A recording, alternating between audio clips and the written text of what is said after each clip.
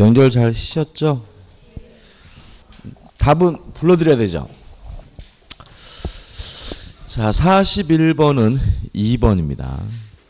42번은 4번, 43번은 1번, 44번은 5번, 45번은 3번,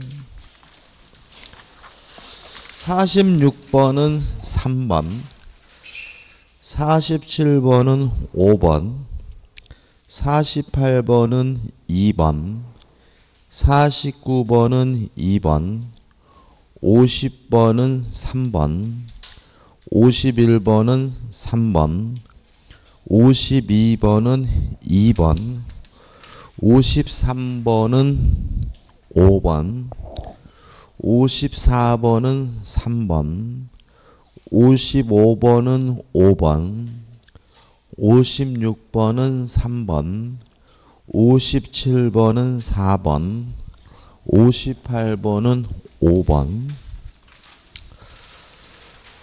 59번은 4번, 60번은 3번, 61번은 5번, 62번은 3번, 63번은 3번, 64번은 4번, 65번은 1번, 66번은 3번, 67번은 2번, 68번은 4번, 69번은 5번, 70번은 2번, 71번은 4번, 72번은 2번, 73번은 1번, 74번은 2번, 75번은 3번, 76번은 5번, 77번은 4번, 78번은 5번, 79번은 5번, 80번은 2번입니다. 우리가 이제 저번 주에 추석 명절 때 쉬었잖아요. 그래서 다른 학원에서 두 군데에서 요거를 이제 시험을 봤는데 재밌는 거는 한 학원은 쉽다 그러고 평이 한 학원은 어렵다 그러고 평이 그렇더라고요. 그죠? 시험이 얼마 안 남았죠. 그죠? 25일 남았네요. 제가 점수가 뭐 한 50점이 넘는다. 그러면 나름의 공부 방법대로 계속 하시면 되는데 이번에 봤는데도 불구하고 변함없이 뭐 20점이다, 30점이다, 40점이 안 되면은요 특단의 대책을 세워야 돼요. 그러니까 지금 시험이 얼마 안 남았는데 난 아직도 40점도 안 나온다. 그러면 공부는 양을 늘려가는 게 아니라 뭐죠? 줄여야 돼요. 지금도 기본서 보고 계시면 안 되는 거겠죠. 그래서 만약에 점수가 50점을 기준으로 해가지고 50점이 넘는다 그러면 나름의 공부 방법들 계속 하시면 되고 나는 아직도 40점도 안 되고 그런 상태다 그러면 우리가 지금 동영모의고사 사회 봤잖아요. 사회 봤는데 평 문제가 160문제잖아요. 그것만 보세요. 난 아직도 40점이 안 된다 그러면 다른 건 이제 보지 마세요. 이제는 요 사회 본 이 160문제를 이제는 뭐예요? 확실하게 뭐죠? 내 것으로 만든다는 방법밖에 없어요. 이제는 25일 남았기 때문에 다른 방법이 없습니다. 여러분들이 이 동영모의고사 사회 보시면서 민법에 대해서 어떤 느낌이 있으시죠? 나오는 분야가 정해져 있죠. 제가 시작하면서 말씀드렸지만 이거 제가 만든 문제가 아니라 그랬어요. 그죠? 그래가지고 결국 나오는 분야가 정해져 있기 때문에 뭐 지금 아직도 나는 40점도 안 되고 아직도 뭐 37.5고 막 이런 상태다고 한다면 이제는 다른 방법이 없습니다. 여기서 뭐 요약집도 의미 없고 뭐 이런 거 안 되고요. 요 4번 본 이 160문제를 계속해서 반복해서 그죠? 반복해서 확실하게 내 것으로 만들면 돼요. 어차피 민법은 나오는 분야가 정해져 있기 때문에 요 160문제만 정확하게 내 것으로 만들 수 있다면 60점 맞을 수도 있어요. 그러니까는 좀 특단의 대책을 좀 세워야 되고요. 그 다음에 우리가 이제 또 이제 백선 특강하고 그 다음에 테마 특강하고 그러잖아요. 그죠? 근데 우리가 그것을 이제 결국은 한 번 다 정리한다는 건데, 그건 뭐 나중 문제니까 일단은 요 160 문제를 내 것으로 만든다는 마음으로 확실하게 좀 정리를 좀 하셨으면 좋겠어요. 공부는 양을 뭐죠? 점점 좀 줄여가야 되고요. 이것저것 자꾸 여러 가지 보시면 안 되고요. 점수가 안 나오신 분들은 특단의 대책을 한번 생각해 보셨으면 좋겠어요. 자, 41번부터 풀어보는데, 법률행위 무효에 관한 설명으로 옳지 않은 거예요. 요거는 우리가 문제를 푸는 도구는 두 가지예요. 매매가 무효면 등기도 무효다. 다 아시죠? 그죠? 또 하나는 무효는 아무나 주장할 수가 있다. 그죠? 그러니까 우리가 여기서 또 두 문제나 나오는데, 취소는 아무나 할 수 있는 게 아니에요. 정해져 있는 사람만이 뭐 할 수 있어요? 취소할 수 있는데, 무효는 뭐죠? 아무나 주장할 수 있다. 다시 말하면 매매가 무효면 등기도 무효고, 무효는 뭐죠? 아무나 주장할 수 있다. 이 두 가지가 문제를 피는 도구예요. 1번 보시면 강박이죠? 다 아시는 내용이죠. 강박이 너무 지나쳐가지고 의사결정의 자유가 완전 박탈된 상태라면 이때는 취소할 수 있는 정도가 아니라 뭐죠? 무효다. 2번 반사회적 법률행위를 원인으로 부동산에 관한 소유권 이전 등기를 마친 등기 명의자예요. 그러면 매매가 무효면 뭐가 무효예요? 등기가 무효니까 이 사람의 등기는 뭐죠? 무효인 거예요. 동의하시죠? 그죠? 따라서 이 사람은 뭐가 없어요? 소유권이 없죠. 등기 명의자가 소유권에 기한 물권, 청구권 행사하는 경우 할 수 없습니다. 왜요? 매매가 무효면 뭐죠? 등기도 무효니까요. 따라서 상대방은 법률행위의 무효의 항변을 주장할 수 없다는 지문은 X예요. 왜요? 무효는 아무나 주장할 수 있는 거죠. 누구도 주장할 수 있어요? 상대방도 주장할 수가 있는 거기 때문에 답은 뭐죠? 2번이 되는 거죠. 어렵지 않습니다. 자꾸 뭔가 낯설면 어렵다고 느끼는 게 우리를 더 어렵게 만들어요. 3번입니다. 자, 무효인 법률행위는 추인하면 뭐가 되냐면 새로운 법률행위가 돼요. 물론 무효인 법률행위를 추인했다는 이유로 새로운 법률행위가 되려면 무효임을 알면서 해야 되겠죠. 따라서 5번도 맞게 돼요. 5번 후속행위라는 것이 묵시적 추인으로 인정되기 위해서는 그러면 무효인 행위를 묵시적 추인한 것도 이것도 뭐 알면서 해야 되겠죠. 따라서 이전의 법률행위가 무효임을 알거나 무효임을 의심하면서도 그 행위 효과를 자기에게 기속시키도록 하는 의사로 후속행위를 하였음이 인정되어야 한다. 맞는 질문이죠. 다시 말하면 무효인 법률행위를 추인하면 새로운 법률행위가 되는데 이 추인도 명시적으로 할 수도 있고 묵시적으로도 할 수도 있고요. 명시적이든 묵시적이든 추인하기 위해서 뭐죠? 무효라는 사실을 알면서 해야 되겠죠. 4번은 안 읽어볼 거예요. 무효행위 전환에 관한 그냥 조문 그 자체죠. 그 다음에 42번입니다. 불공정한 법률에 관한 설명으로 틀린 것은 자 1번과 2번이죠. 자 불공정한 법률행위는 법률행위에 한해서만 적용됩니다. 따라서 1번 경매는 적용되지 않아요. 법률행위 중에서 제외되는 게 있죠. 계약에서 제외되는 게 있죠. 증여 같은 무상 기부행위는 백사조가 적용되지 않으므로 2번 무상계약에는 적용되지 않는다. 맞는 질문이죠. 3번 자 불공정한 법률행위도 반사회적 법률의 일종이기 때문에 추인할 수는 없지만 무효행위 전환은 가능하므로 3번도 먼저 맞는 질문이죠. 4번이 답이죠. 이건 아마 다 맞았을 거예요. 그죠? 공박만 본인입니다. 공박을 제외한 나머지 모든 것들은 누구죠? 대리인이죠. 따라서 공박도 대리인을 표준으로 결정해야 된다는 4번 질문은 뭐가 돼요? X가 되고 답은 뭐죠? 4번이 되는 거죠. 5번 현저한 불균형이 있는지 없는지 다시 말하면 불공정한 법률행위인지 아닌지 여부는 언제를 기준합니까? 법률행위 당시를 기준으로 하니까 계약 체결 당시를 기준으로 판단하여야 한다. 맞는 질문이고요. 유효에 따라서 계약할 때를 기준으로 하기 때문에 나중에 가격이 폭등하거나 폭락하는 것은 뭐하지 않습니까? 고려하지 않습니다.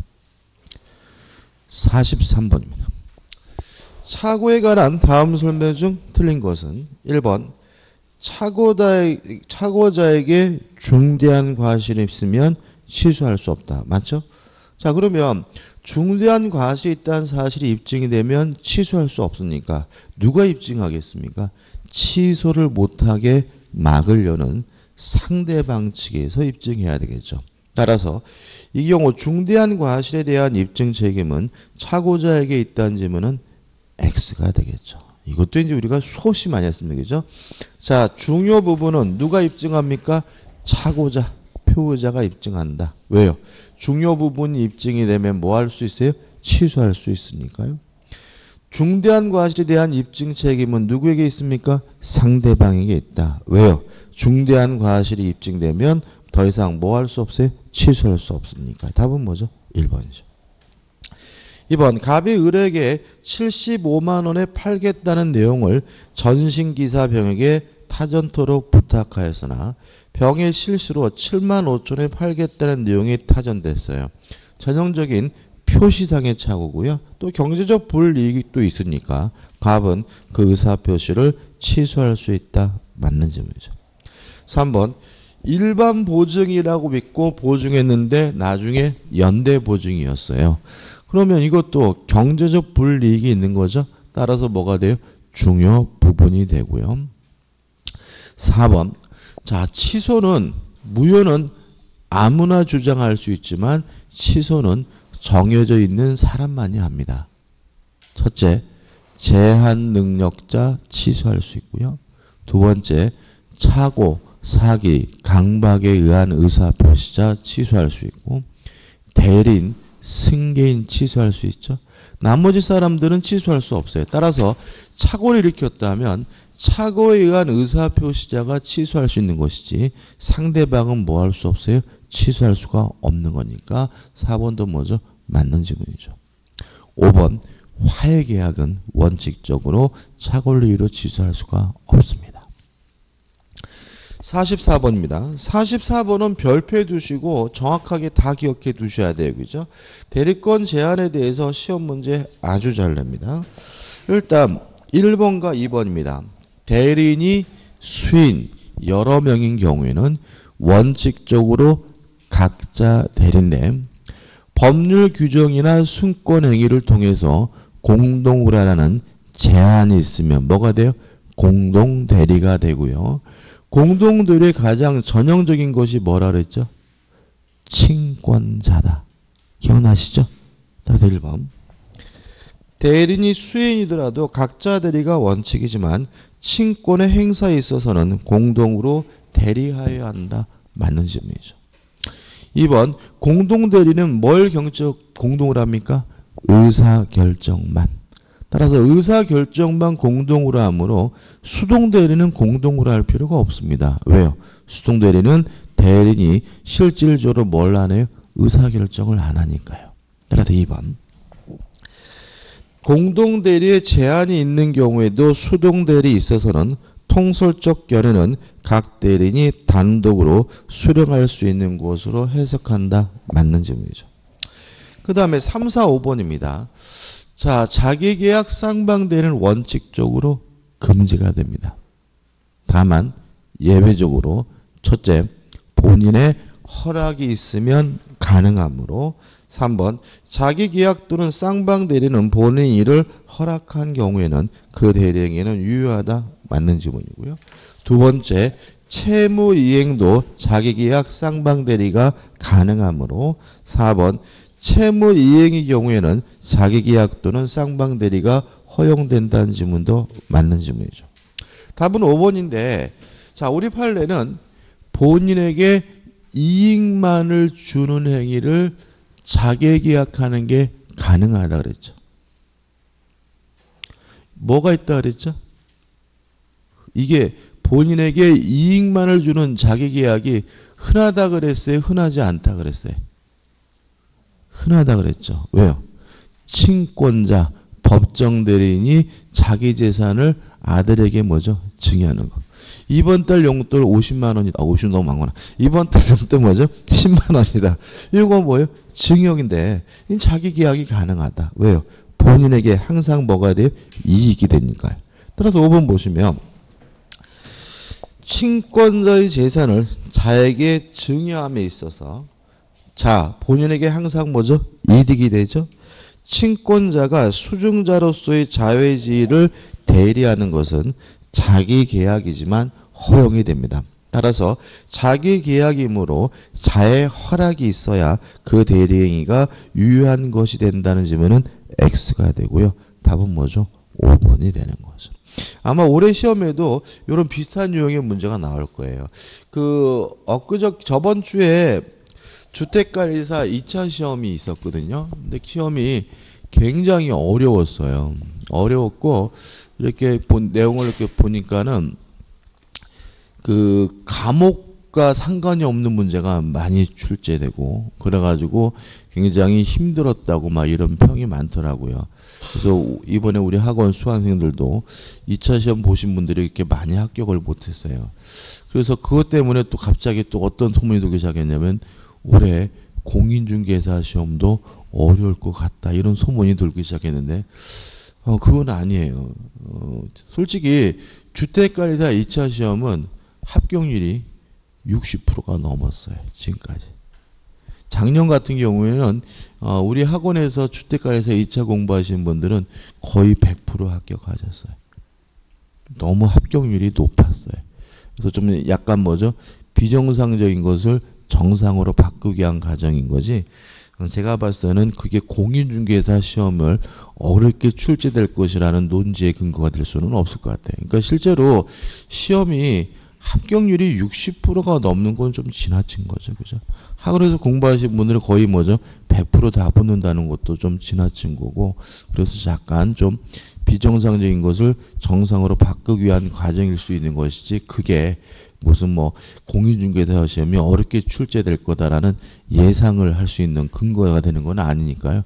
너무 걱정하지 마시고요. 그죠? 갑자기 막 이번에 공인중개사 시험 어려워 뭐 이런 분들이 막 생기더라고요. 그죠? 그러니까 솔직히 너무 합격률이 높았죠. 60%가 합격률이고 학으로도 좀 공부하신 분은 거의 100% 합격하고 뭐 이건 좀 시험이 좀 지나쳤던 거죠. 아무튼 이 44번 같은 문제가 출제될 거예요. 그러니까 여기서 비슷한 문제가 출제될 거니까 별표도 꼭 내 것으로 만드시기 바랍니다. 45번이죠. 협의 무건들에 관한 설명 중 옳은 것은 참 이런 것들도 보면 굉장히 기본적인 거예요. 그러니까 보시면 문제들이 뭐 어렵다고 하지만은 우리가 공부할 때보다 깊이 있게 안 들어가요. 그냥 위에 기본적인 것만 살짝 건드리고 하는 거거든요. 자, 협의 무건들입니다. 1번은 X예요. 왜냐하면 선의의 상대방은 최고할 수도 있고 뭐 할 수도 있어요? 철회할 수도 있으니까 알지 못한 상대방은 철회는 할 수 없다. X가 되겠죠. 2번 본인은 추인할 수 있는데 추인의 상대방은 제한이 없죠. 상대방에게 추인할 수도 있고 무권 대리인에게도 추인할 수 있고 승계인에게도 추인할 수 있으니까 추인은 상대방에게 대해서 할 것을 필요로 한다. X가 되는 거죠. 4번부터 볼게요. 4번 무권들의 경우에 본인이 그에 따른 법률 효과를 받는 일은 있을 수 없다? 그런가요? 무권들은 다 아시다시피 유동적 무효입니다. 다시 말하면 본인이 추인하면 소급해서 본인에게 뭐가요? 효과가 기속되니까 4번은 뭐죠? 말도 안 되는 질문이죠. 5번 상대방 없는 단독행위 무권들이 확정적 무효입니다. 요거는 뭐 할 수 없어요? 추인할 수 없어요. 따라서 본인은 추인할 수 있다. 이것도 뭐죠? X가 되는 거죠. 답이 3번이에요. 왜 그러냐면 생각해 보세요. 다 아시다시피 무권들의 가장 기본적인 효과는 누가 책임을 지는 겁니까? 무권대리인이. 따라서 상대방은 무권대리인과 거래한 경우에는 무권대리인에게 이행을 청구하거나 뭐 할 수 있어요? 손해배상을 청구할 수 있는 것이 가장 기본적인 효과잖아요. 따라서 3번 무권대리는 본인의 추인을 얻거나 또는 진실한 대리권을 가지고 있다는 것을 증명하지 못하는 한 누가 선택합니까? 상대방 선택에 따라서 계약을 이행하든가 또는 손해를 배상하여야 한다는 지문은 아무런 문제가 없는 뭐죠? 올바른 지문이고요. 답은 뭐죠? 3번이 되는 거죠. 46번입니다.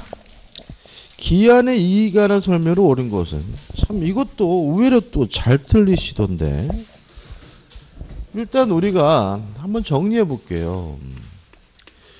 우리 기한에서 가장 중요한 게 뭐냐면 요 기한의 이익 분야예요. 그러니까 요 문제도 별표에 두시고 확실하게 뭐죠? 내 것으로 만드셔야 돼요. 첫 번째 누가 기한의 이익이 있느냐? 무상인 행위는 채무자만 기한의 이익이 있고요. 두 번째 무상임치계약 꽁꼬로 물건을 보관하기로 하는 계약은 채권자만 기한의 이익이 있는데 임치계약의 채권자는 누구를 말하죠? 임치인을 말하죠. 세 번째 유상인 행위는 채무자뿐만 아니라 누구에게도 채권자에게도 기한의 이익이 있죠.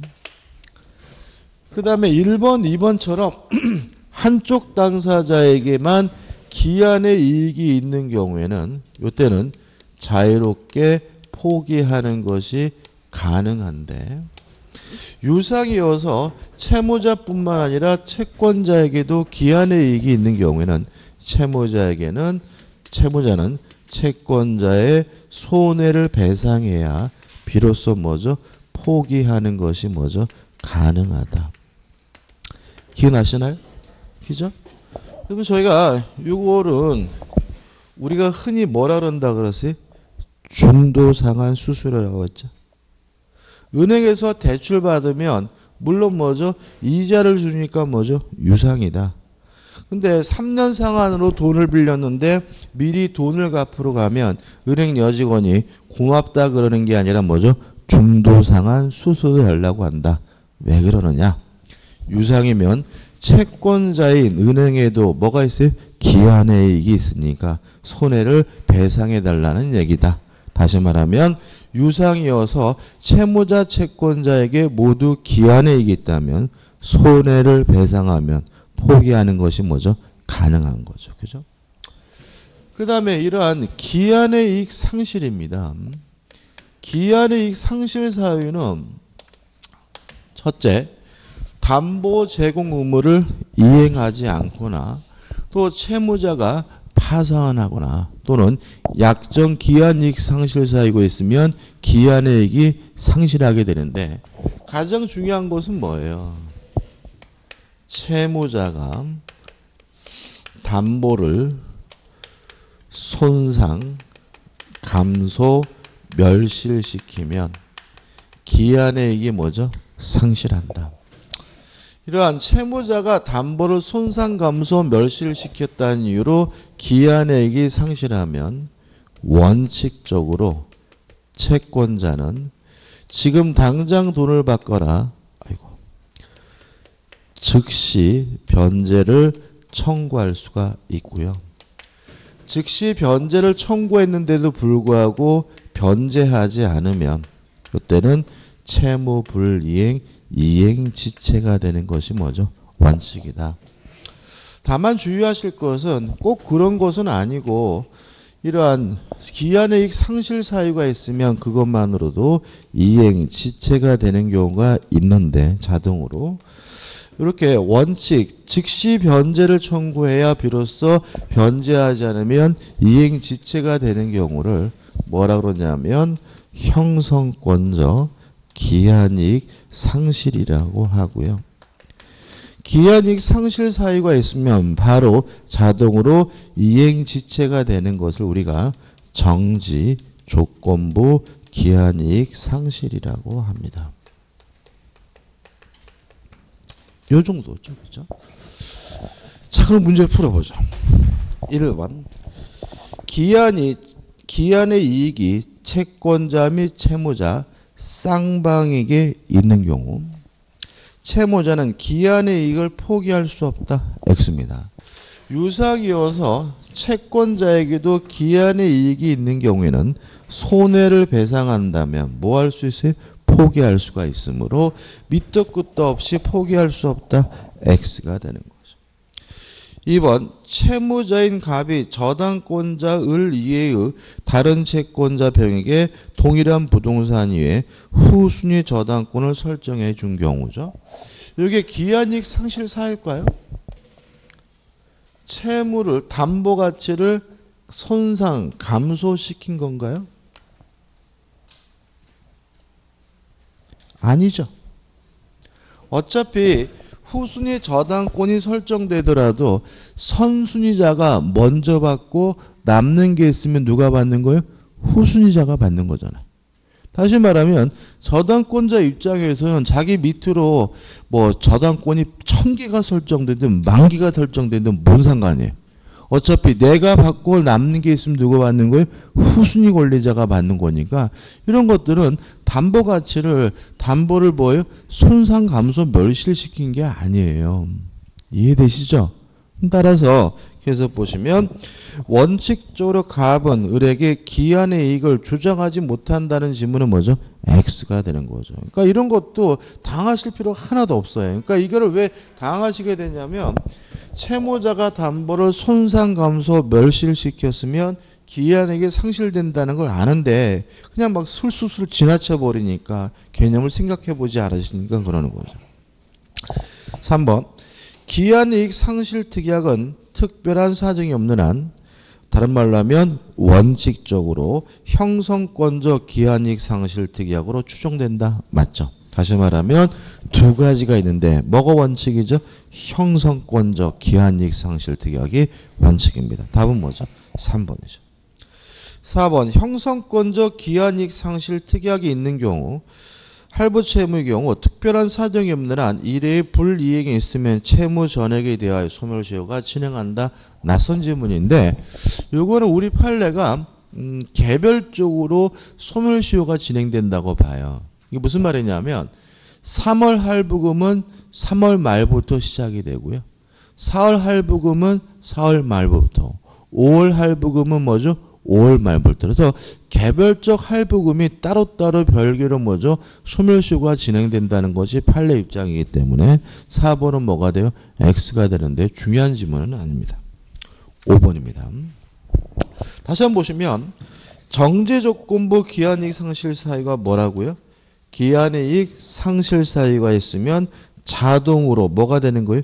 이행지체가 되는 거죠. 형성권적 기한이익 상실 사유는 뭐라고요? 기한이익 상실 사유가 있고 채권자가 지금 당장 돈을 받아라. 즉시 변제를 청구해야 비로소 뭐가 돼요? 이행지체가 되는 게 뭐죠? 형성권적 기한이익 상실이잖아요. 5번 정지조건부 기한이익 상실 특약이 있는 경우 그 특약에 정한 기한이익 상실 사유가 발생하더라도 기한의 이익을 상실케 하는 채권자의 의사표시가 없다면 다른 말로 하면 즉시 변제 청구가 없다면 특별한 사정이 없는 한 이행기의 도래 효과가 발생하지 않는다는 지문은 X고요. 5번이 맞는 지문으로 바뀌려면 주어가 정지조건부 기한이익 상실이 아니라 뭐로 바뀌어야 돼요? 형성권적 기한이익 상실로 바뀌어야 되겠죠. 답은 뭐죠? 3번이고 많이 틀리셨을 것 같은데 꼭 확실하게 내 것으로 만드시기 바랍니다. 47번입니다. 법률행위의 조건에 관한 설명으로 옳은 것은 1번 조건부 권리도요. 처분할 수 있고 상속도 되고 담보도 설정할 수 있으므로 담보로 제공할 수 없다. X죠. 2번 조건이 법률 당시 이미 성취한 것인 경우 기성조건이죠. 그럼 뭐가 떠오르세요? 기, 정조, 기해무. 그 조건이 해제 조건이면 기해무해서 무효이어야 하는데 조건 없는 법률행위로 한다. X가 되는 거죠. 3번 조건의 성순이나 이익을 받을 당사자가 신의 성실에 반하여 조건을 성취시켰어요. 뭐가 떠오르시나요? 합격하면 1억 주겠다라고 했더니 컨닝을 해서 뭐죠? 합격을 했어요. 그러면 상대방은 합격하지 않음을 주장할 수 있죠. 따라서 상대방은 그 조건이 성취하지 아니한 것으로 주장할 수 없다가 아니라 어떻게 주장할 수 있다가 돼야 되겠죠.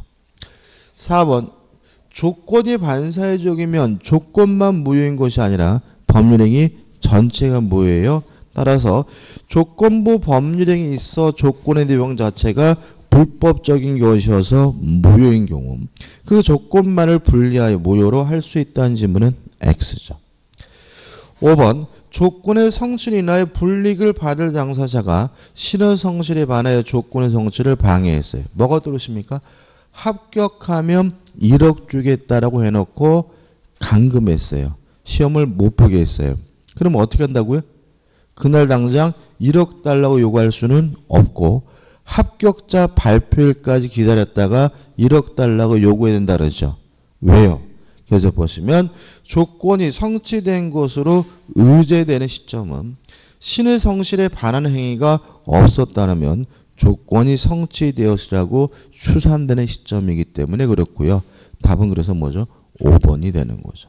방해시가 아니라는 거 잊지 마시기 바랍니다. 48번입니다. 법률행위 취소에 관한 설명으로 옳지 않은 것은 1번은 벌써 저번 주 또 나왔습니다. 그죠? 자, 취소가 되면 소급해서 무효가 되니까 취소된 후에 추유인은 무효인 법률행위로서 추유인이다. 따라서 1번 법률행위를 취소한 후라도 무효행위의 추인의 요건을 충족할 경우 무효행위의 추인은 가능하다. 5 맞는 질문이 되겠죠. 2번 다시 말씀드립니다. 취소권은 아무나 알 수 있는 것이 아니라 정해진 사람만이 알 수가 있습니다. 따라서 2번 제한 능력자가 맺은 계약이죠. 그러면 제한 능력자 취소할 수 있고요. 법정 대리인 취소할 수 있지만 누구는 취소하지 못해요? 상대방은 취소할 수 없는 거죠. 따라서 상대방이 그 의사표시를 취소할 수 있다는 질문은 뭐가 돼요? X가 되는 거죠. 동의하시죠? 그죠? 뭐 다 맞으셨겠죠. 3번 제한 능력을 이유로 법률행위가 취소가 됐어요. 자, 취소가 되면 원칙적으로 부당이득으로 반환해야 되지만 제한 능력자는 현존하는 이익 범위 내에서만 돌려주면 되므로 3번은 뭐죠? 맞는 질문이고요. 4번 물론 취소도 명시적으로 할 수도 있고 묵시적으로도 할 수 있겠죠. 따라서 법률행위의 취소를 전제로 한 소송상의 이행 청구는 취소의 의사표시가 포함되어 있다고 볼 수 있다. 5 맞는 질문이고요. 5번 취소권의 행사기간이 제한되어 있죠. 자, 3년은 언제부터 3년인가요? 추인할 수 있는 날로부터. 10년은 언제부터 10년인가요? 법률행위를 한 날로부터. 맞는 질문이고 답은 뭐죠? 2번이 되는 거죠. 자, 49번입니다. 법률행위의 조건과 기한에 관한 설명으로 옳은 겁니다. 자, 장래 발생이 불확실한 것은 조건, 장래 발생이 확실한 건 기한이죠. 그거 모르신 분 여기 없죠? 1번 조건은 법률행위의 효력의 발생 또는 소멸을 장래에 생기는 것이 확실한 사실에 의존하게 하는 확실한 것은요. 조건이 아니라 뭐죠? 기한입니다. 따라서 이거는 X고 앞에 조건이 아니라 뭐로 바뀌어야 돼요? 기한으로 바뀌어야 되겠죠. 참 재밌는 거는 이런 것도 어렵다 그래요. 환장하겠어요. 도대체 뭘 줘야 쉽다 그러죠? 제가 참 얼마나 힘든지 아시겠죠? 그러니까 들으시면 다 아시잖아요. 그러니까 이거 다시 한번 말씀드리지만 점수가 50점 넘는다 그러면 그냥 지금처럼 공부하시면 되고요. 만약에 50점이 안 된다, 40점이다 막 그러면 다시 말씀드리지만 얼마 안 남았고 우리가 민법만 공부하는 건 아니잖아요. 그죠? 그래서 요 사회 동형 모의사 문제라도 확실하게 뭐죠? 내 것으로 만들면 돼요. 그것만으로 충분히 몇 점 맞을 수 있어요? 60점 맞을 수 있어요. 자, 2번입니다. 자, 우리가 이런 거 했죠. 가족법상 행위에는 조건을 붙일 수 없다. 그죠? 아들 셋 낳아주면 결혼한다. 이거 안 된다. 왜요? 가정법상 행위에 조건을 붙이면 뭐가 돼요? 반사회적이죠. 동의하시죠? 아시죠? 가정법상 행위에 기한 붙일 수 있나요? 없다. 그 얘기예요. 그죠? 예를 들어서 결혼하면서 야 우리 오늘 결혼하고 언제까지 사냐면 2019년 12월 31일까지만 사는 거야. 이런 건 뭐죠? 반사회적입니다. 기한 못 붙여요. 입양도 마찬가지죠. 야 너 있잖아 입양하는데 너 당장 내 아들 아니고 2018년 3월 1일부터 내 아들이야. 이런 거 안 돼요. 왜냐하면 가정법상 행위에는 조건도 붙일 수 없고 무엇도요? 기한도 붙일 수가 없는 거예요. 만약에 가정법상 행위에 조건이나 기한을 붙이게 되면 뭐가 돼요? 반사회적에서 무효한 거예요. 2번 보시면 법률행위 당시에 곧바로 효력을 발생할 필요가 있는 입양에는 다시 말하면 당장 지금부터 아들인 것이지 뭐 한 달 후에 아들이다 1년 후에 아들이다 이런 건 안 된다고요. 시기를 붙이지 못한다. 맞는 지문이고요. 답은 뭐죠? 2번이 되는 거죠. 3번 단독행위는 원칙적으로 조건을 붙이지 못합니다. 다만 상대방의 동의가 있으면 조건을 붙이는 것이 가능하기 때문에 3번은 뭐가 돼요? X가 되고요. 4번 조건 성취 효과는 소급하지 않습니다. 다만 당사자 간의 특약으로 소급시키는 것은 가능하기 때문에 4번도 뭐죠? X가 되고요. 기한이 도래함으로써 효과가 생기는 건 뭐예요? 시기. 종기는 기한이 도래함으로써 효과가 없어지는 게 뭐죠? 종기니까 5번도 뭐가 돼요? X가 되겠죠. 이것도 굉장히 기본적인 문제죠. 개념하고 가정법상 행위에는 조건이나 기한을 붙이지 못한다는 것을 그냥 첨부했을 뿐인 거고 아는 내용인 거죠. 답은 뭐죠? 2번이 되는 거죠. 50번입니다. 과실을 수취할 수 있는 자를 모두 고른 것은 기억, 질문의 과실에 대한 질권자, 과실 수취권이 있어요. 근데 제가 이거를 다른 지문으로 바꾸려고 하다 그냥 냅뒀어요. 질권은 시험 범위가 아니기 때문에. 근데 문제는 기억이 쟁점은 아니거든요. 그러니까 이거 몰라도 답을 찾을 수가 있어요. 니은번 유치권자, 과실 수취권이죠. 3. 디귿번 선의 점유자도 뭐가 있어요? 과실 수취권이 있죠. 리을번 전세권 설정자는 과실 수취권 없어요. 그래서 답은 뭐죠? 3번인 거죠. 근데 이거를 굉장히 많이 틀리시는데 왜 틀리는 거예요? 리을에 전세권 설정자라고 되어 있는데 이거를 전세권자로 읽으시더라고. 전세권이 설정되어 있으면요. 그 부동산에 과실 수취하는 사람은 누구예요? 전세권자지 전세권 설정자가 아니잖아요. 지상권이 설정되어 있으면 그 토지에 과실 수취하는 사람이 이제는 뭐예요? 지상권자지 지상권 설정자가 아니잖아요. 동의하시나요? 임대차 계약을 하면 임차인이 과실 수취하는 것이지 임대인이 뭐 하는 건 아니에요? 과실 수취하는 건 아니잖아요. 너무나 지극히 당연한 거거든요. 근데 자꾸 마음이 급하셔가지고 전세권 설정자라고 명백히 돼 있는데도 불구하고 그거를 확인치 못하고 그냥 전세권자라고 간주해가지고 전세권자 과실수취권 있지 이딴 식으로 문제 풀면 안 된다는 거예요. 제가 빨리 푸는 게 빨리 읽는다고 푸는 게 빨리 푸는 게 아니라 그랬죠. 빨리 푸는 방법 뭐죠? 한 번만 읽는 게 빨리 푸는 겁니다. 한 번 잘못 읽으시면요. 나중에 또 보더라도 이게 바꿔지질 않아요. 그래서 다시 한 번 말씀드리지만 급하게 읽지 마시고 좀 끝까지 꼼꼼하게 확실하게 뭐죠? 읽으려고 하셔야 되고요. 답은 뭐죠? 3번이 되는 거죠. 51번입니다. 부동산 등기에 관한 설명으로 옳지 않은 것은 1번. 자, 권리에 관한 무효 등기 유용은 가능하지만 사실에 관한 무효 등기 유용은 할 수가 없습니다. 따라서 1번. 멸실된 건물의 보존 등기를 신축한 건물의 보존 등기로 유용하는 것은 허용되지 않는다. 맞는 질문이죠. 2번. 자, 위조, 서류를 위조해서 자기 앞으로 등기했어요. 무효입니다. 근데 다 아시다시피 서류가 위조됐다 하더라도 실체적 권리관계에 부합한다면 그 등기는 뭐 한 거예요? 유효한 거잖아요. 동의하시나요? 그죠? 다시 한번요. 이렇게 분이 이렇게 가라앉으셨어요. 다시 한번. 위조를 해서 자기 앞으로 등기를 하면 뭐죠? 무효지만 그게 만약에 실체적 권리관계에 부합한다면 그 등기는 뭐 한 거예요? 유효한 거죠. 동의하시죠? 그죠? 그러면 2번 보자고요. 소유자로부터 토지를 적법하게 매수한 매수인이에요. 누구라고요? 소유자로부터 토지를 적법하게 매수한 매수인이에요. 부당한 사람 아닙니다.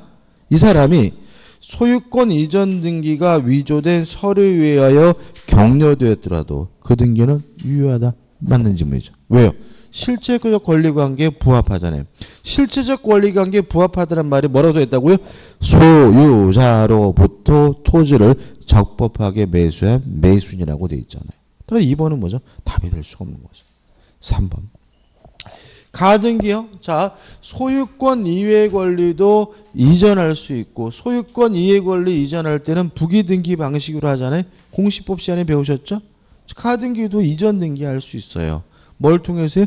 부기등기 방식에 의해서. 따라서 3번이 X고 3번이 뭐죠? 답이 되는 거죠. 4번. 자, 이중보존 등기입니다. 자, 이중보존 등기는 선 보존 등기가 유효하고 후 보존 등기가 뭐인 거예요? 무효인 거예요. 그죠? 동의하시죠? 다른 건 고려하지 않아요. 등기 명의자가 같은지 다른지 그런 거 고려하지 않습니다. 또 누가 진정한 소유자인지 아닌지 이런 것도 고려하지 않아요. 일단은 선 보존 등기가 유효한 거고 후 보존 등기는 뭐인 거예요? 무효인 거예요. 따라서 읽어보면 명의자를 달리하는 중복 보존 등기가 부동산을 표상함에 부족함이 없는 경우 선행 등기가 원인 무효가 아닌 한 후행 등기는 실체적 권리관계에 부합하더라도 무효이다. 맞는 질문입니다. 다시 말하면 이중 보존 등기가 되면 누가 실체적 권리자인지는 따지지 않고요. 일단은 선 보존 등기가 유효하고 후 보존 등기는 뭐죠? 무효죠. 5번은 읽어볼 필요가 없죠. 뭐 지분 이전 등기든 소유권 이전 등기든 등기가 이루어졌다면 적법한 권리자이면 뭐가 돼요? 추정이 되니까 5번도 뭐죠? 맞는 질문이 되겠죠. 참 52번 같은 문제 틀리시면 참 환장하죠. 그죠? 자, 이중매매 유효하죠? 동의하시나요? 그죠? 아니 그것도 아니네. 자, 우리가 매매 법률행위로 물권을 취득하려면 부동산은 뭘 하면 돼요? 등기. 동사는 뭘 하면 안 돼요? 점유. 그죠? 소나무는요? 지상물은요? 뭐 하면 돼요? 명인 방법을 갖추면 되죠. 그죠? 그럼 볼까요? 갑은 을 소유 토지 외 식재된 임목 등기가 되어 있지 않은 소나무 50그루에 대하여 매매 계약을 체결할 동시에 소유권을 이전받기로 약정하였다. 갑은 계약 체결로 잔금을 지급하지 않은 채, 이 잔금을 지급하지 않은 채란 말은 왜 집어넣은 거예요? 여러분들 꼬시는 거죠. 다 아세요. 자, 부동산을 언제 소유권을 가져요? 등기하면. 돈 다 안 내도 돼요. 대금을 다 지급해야 된다는 것은 소유권의 취득 요건이 아닌 거예요. 동의하시죠? 그죠? 동산을 언제 소유권을 취득해요? 점유를 인도받으면. 지상물은 뭐 하면요? 명인 방법을 하면. 뭐예요? 돈 주고 들 주고는 뭐죠? 고려할 필요가 없는 거예요. 이런 것도 고민하신다고. 잔금을 지급하지 않은 채 을의 동의하에 소나무 50굴의 각각 소유자 갑이라고 표기로 써서 붙였어요. 그럼 명인 방법이 됐잖아요. 그럼 이제는 누구 겁니까? 갑 거죠. 갑에게 확정적으로 뭐가 넘어온 거예요? 소유권이 넘어온 거죠. 따라서 계속 보시면 이 을은 이 소나무를 병에게 이중으로 매도하였다. 이중 매매인가요 이게요? 이건 솔직히 이중 매매기보다는 남의 물건 팔아먹은 거예요. 타인 소유물의 매매죠. 이미 갑에게 뭐가 있어요? 소유권이 있는데 을이 지 것도 아닌데 병한테 팔아먹은 거잖아요. 물론 타인 소유물의 매매는 뭐죠?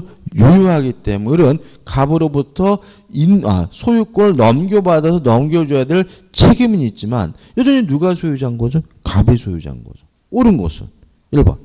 을은 여전히 소나무에 대하여 소유권을 가진다. X. 2번. 갑은 소나무에 대하여 임목 등기 없이 소유권을 취득한다. O죠. 왜요? 명인 방법을 갖췄으니까. 3번. 병이 을과의 계약에 의해 명인 방법을 갖추면 병이 소유권을 취득한다. X예요. 이미 누구 겁니까? 갑 겁니다. 그죠? 4번. 갑은 명인 방법을 통해 소나무에 대한 저당권을 설정할 수 있다. X죠. 명인 방법을 통해서 뭐는 설정 못해요? 저당권을 설정하지 못합니다. 5번. 갑은 소나무에 대하여 임목 등기 없이 병에게 대항할 수 없다. X죠. 이미 갑은 명인 방법을 갖췄기 때문에 뭘 취득해요? 소유권을 취득하는 거죠. 이 문제는 아주 단순한 문제예요. 부동산은 등기한 사람이 소유권을 취득하고요. 동산은 점유한 사람이 소유권을 갖고요. 지상물은 누가요? 명인 방법을 갖춘 사람이 소유권을 갖는다. 그 문제인다. 이게 뭘 어려워요. 53번이죠.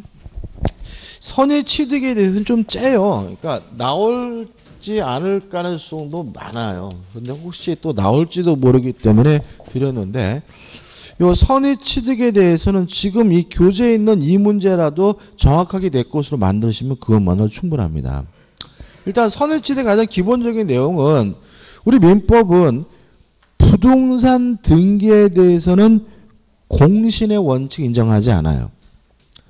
다만 동산의 점유에 관해서는 공신의 원칙을 인정하고 있는데 동산의 점유에 관한 공신의 원칙이 결국 뭐가 되는 거죠?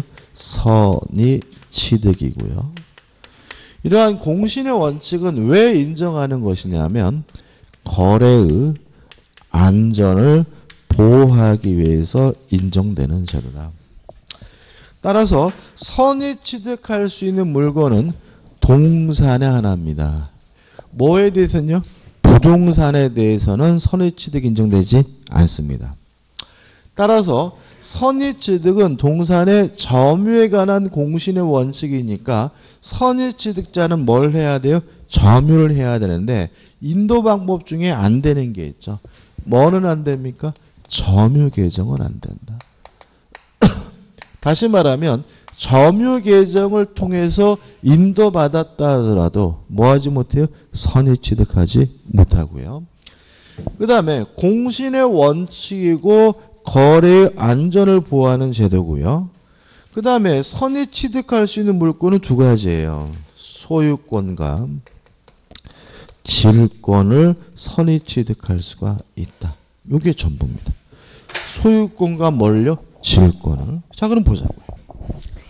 1번. 경매에 의하여 2번부터 할게요. 2번. 동산의 선의 취득은 양도인이 무권리자라고 하는 점을 제외하고는 아무런 흠이 없는 거래 행위여야 성립한다. 맞아요. 왜냐하면 선의 취득은 거래의 안전을 보호하는 제도니까 거래 자체가 아무런 흠이 없어야 돼요. 문제가 되는 것은 1번인데 경매가 거래에 포함되느냐? 이 문제에 대해서 우리 판례는 경매도 거래에 포함된다라고 이해를 해요. 따라서 1번. 경매에 의하여 소유권을 취득한 매수인에게도 선의 취득이 인정될 수 있다. 맞는 질문이죠. 3번. 연립주택 부동산입니다. 이미 안 되죠? 다시 말하면 선의 취득은 뭐에 대해서만요? 동산에 대해서만 인정이 되고요. 그 다음 연립주택 입주권. 입주권은 물권이 아니라 뭐죠? 채권입니다. 선의 취득할 수 있는 권리는 두 가지죠. 소유권과 뭐만요? 질권만. 따라서 연립주택 입주권은 선의 취득의 대상이 될 수 없다. 오, 맞는 질문이죠. 4번 저당권은 선의 취득할 수 없다. 맞습니다. 선의 취득할 수 있는 물권은 뭐라고요? 소유권과 뭐요? 질권만이죠. 답은 5번이죠. 현실의 인도를 받지 않아도 점유 계정의 방법만으로 선의 취득이 인정된다. X. 뭐는 안 되죠? 점유 계정은 안 된다는 거 꼭 기억해 두시고 이 정도는 확실하게 내 것으로 만드셨으면 좋겠어요. 54번입니다. 점유자와 회복제 관계 등에 관한 설명으로 틀린 것은 1번 선의 점유자 물론 과실수취권 있습니다. 2번 점유권에 기한 반환 청구권은 행사 기간에 제한이 있는데 침탈된 날로부터 몇 년입니까? 1년 내에 행사해야 합니다. 3번 가액의 증거가 현존한 경우에 한하여 청구할 수 있는 것은 유익비입니다. 필요비가 아니죠. 답은 그래서 뭐죠? 3번이죠. 최근에 출제 경향인데 필요비의 내용과 유익비의 내용을 혼합해서 오답을 많이 만드니까 주의하시기 바라고. 답은 뭐죠? 3번이죠. 4번 점유권에 기한 방해 예방을 청구할 수 있는데 예방 또는 손해배상의 담보를 청구할 수 있다. 5 맞는 지문이고요. 5번 점유물이 멸실 훼손되면 선의 이익이고 자주 점유여야 현전 이익이죠. 따라서 타주 점유라면 그 사람이 선이라 하더라도 전부에 대해서 책임을 져야 되므로 5번도 뭐죠? 맞는 지문이요. 답은 뭐죠? 3번인 거죠. 자, 좀 쉬었다가 55번부터 보도록 하겠습니다.